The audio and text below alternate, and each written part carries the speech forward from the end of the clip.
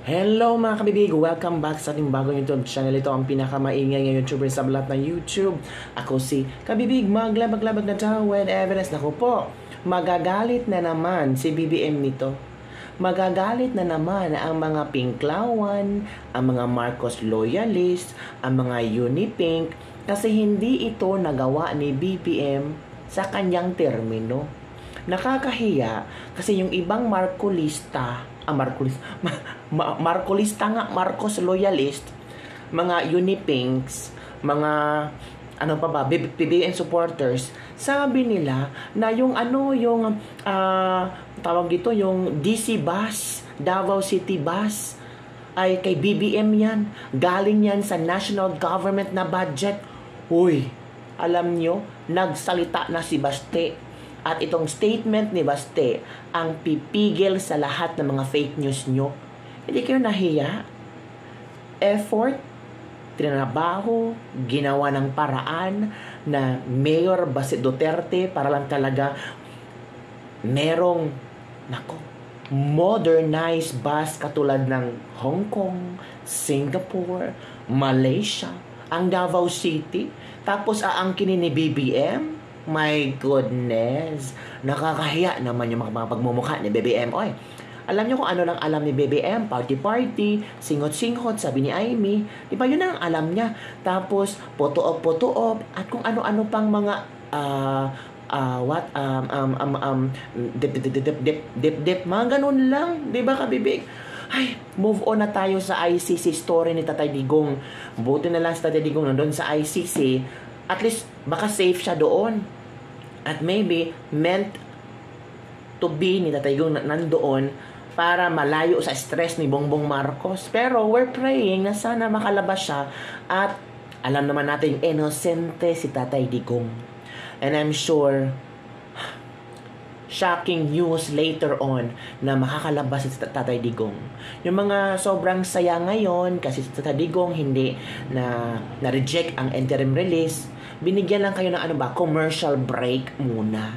Kasi kasi ang dami yung pinag-isip-isipan ngayon na sobrang stress kayo sa flood control project na pinopoint out si BBM, si Martin at ang pamilyang Marcos na nagsingot-singhot. Sobrang stress nyo na. So sabi ni sige, bigyan ko muna kayo ng commercial break para makahinga.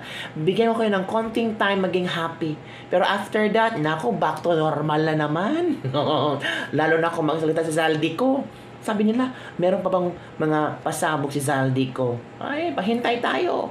Baka yung pasabog ni Zaldico, another pasabog na hindi na alam ni BBM kung paano sagutin. Ay, eto na. Eto na si Mayor Baste at ang kanyang modernized bus sa Davao City. Grabe, hinanapan talaga ng paraan. Kasi hindi pinunduhan ng national government. Watch this video. Now we have the Davao bus. These are only 10 buses. This is not the entire project. So it's supposed to be funded by the national government. But we cannot wait for that to happen. Since I think the national administration has other priorities as of now. So wala kayo nila mapundok eh. But as you all know, Davao City is debt-free until now. So wag tayo utang. Maunang kaya na to mo gasto, mo palit ta og mga ingon-aning sakyanan para sa inyo ha. Ato aman eh. So ako hangyo lang ang pinga nato ni siya, dili na to baboyon, nailhan ang mga Davaoenyo nga mga limpyado ng mga tao og responsable.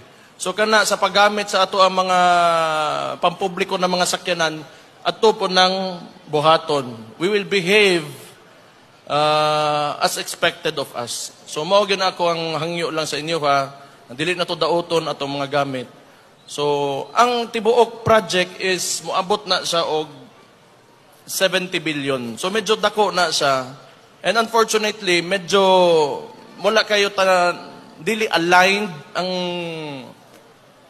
dili man pod aligned pero the national government is not supporting us sa ing-aning nato nga kagustuhan.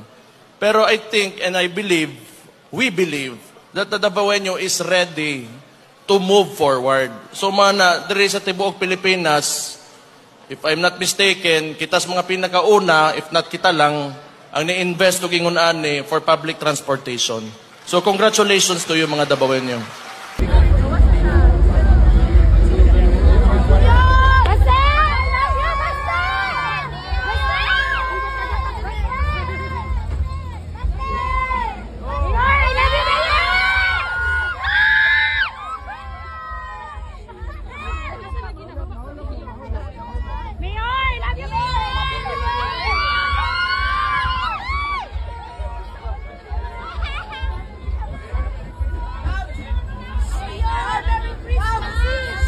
Ito natin mga boss, meron siyang Turil, Torojas, yan po yung mga route natin dito.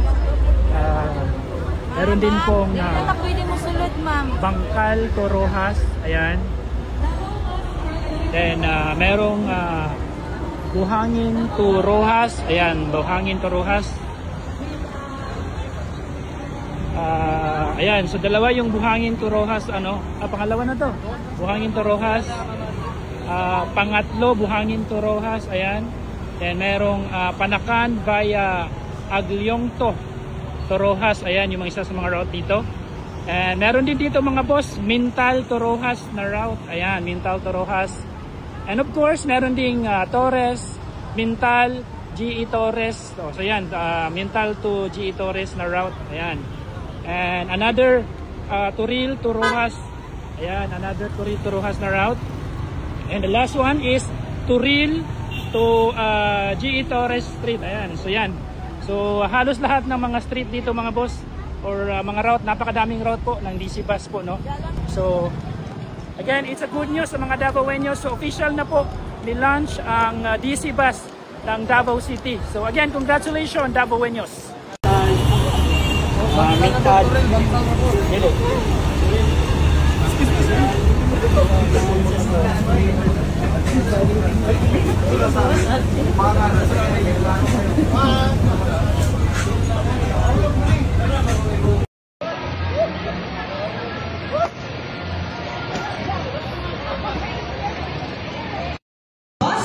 Gikan sa katawang Davaoenyo para sa Davaoenyo.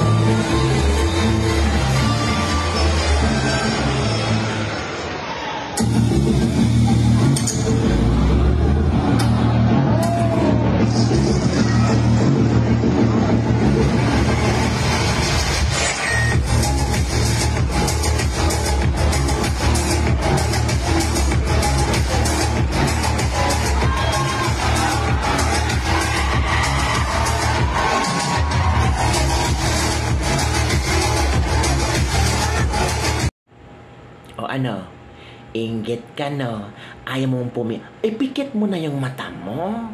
Ipikit mo na, ipikit mo na. Ang sakit-sakit sa mata, di ba?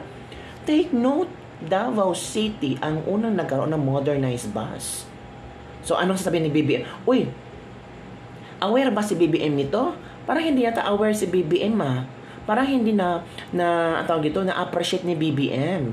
Dapat sana ina-appreciate niya kasi buong Pilipinas to. I mean, sa Davao City to. Ang Davao City is part of the Philippines where the President of the Philippines is Bongbong Marcos.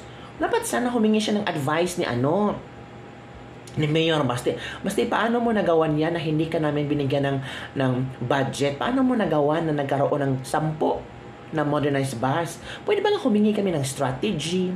Bigyan mo na ako ng advice para mabigyan ko naman ang Manila, ang Visayas, at dagdagan natin ng more DC bus sa Davao City, modernized Davao City. Bigyan mo naman ako ng strategy. Ay nako BBM, dami-daming problema ng Pilipinas, wala ka pa iniisa ang may solution, na-resolba mo. Yung flood control nga, hindi mo ma-resolba. Alam mo kung anong na-resolba mo lang? Yung lang yata, yung ano ba? Wala ko naisip. Ano bang achievement ni BBM? Sabi ng iba, ang achievement ni BBM, pinadala niya si Pangulong Duterte sa ICC. Yun ang tatak BBM. Uy, grabe, ang pangit naman yung tatak ngayon. Kapwa Pilipino, pinakidnap mo, pinalagay mo sa ICC. So, anong klaseng kang Pilipino? Maka-Pilipino ka ba? Halok. Di ba? Tapos you're always speaking about sovereignty. Tapos kailangan ipaglaban natin ang Pilipinas at kapwa Pilipino natin. Uy, may pinadala kayo sa ICC. Pilipino din yun. Dating presidente yun. Wala nga kayong ginawa. Tinulungan nyo nga. Group effort. Sabi ni Remulla, group effort to. Di ba, kabibi? So ngayon, let's congratulate Mayor Baste for a job well done. Grabe, no? Grabe, ang dami. At libre to, ha? Walang bayad to. Oh. Saan kayo makakita ng isang bus na modernized, libre pa, mabango, of course, air condition talaga yun. Modernized air condition talaga. And, at the same time, nakakatulong talaga to sa mga Davaoenos. Buti pa ang Davaoenos, no? Yan ang tatak Duterte. Yan ang ayaw sa mga Makabayan Black, sa mga Pinklawan, sa mga Dilawan. Isang masakit sa mata lang yung, palagi sila nakapikit pag mga achievement ng mga Duterte. O kayo, may mga achievement na ba kayo mga Kabayan Black, mga Unipink? Ewan ko sa inyo. So yun lang kabibigay ang ating Let's Level for today. Don't forget to like, subscribe, and share this video. Good news to. Good news to kasi tumaas ang BP ng mga Unipink. Sumisigaw sila nga, ang sakit sobra. Si Bongbong Marcos hindi na alam kung ano pang mga achievement niya nga. Ang achievement BBM yung yata yung DSWD, yung tubig baha ba pwedeng mainom. Yun yata ang achievement niya. Yung tubig baha pwedeng mainom using DSWD. Ano ba yun? Yung parang nagsistrain ng tubig baha tapos pwedeng mainom? Ano ba naman yan? Anong klaseng project yan? Anong klaseng proyekto yan? Di ba, kabibig? Yun lang, kabibig ang atin na silipag-libag for today. Don't forget to like, subscribe, and share this video para sa mga listeners din sa ating mag-usapan. Shout out sa ating mga OFW dyan. Kumusta na kayo? Bye everyone. See you next time.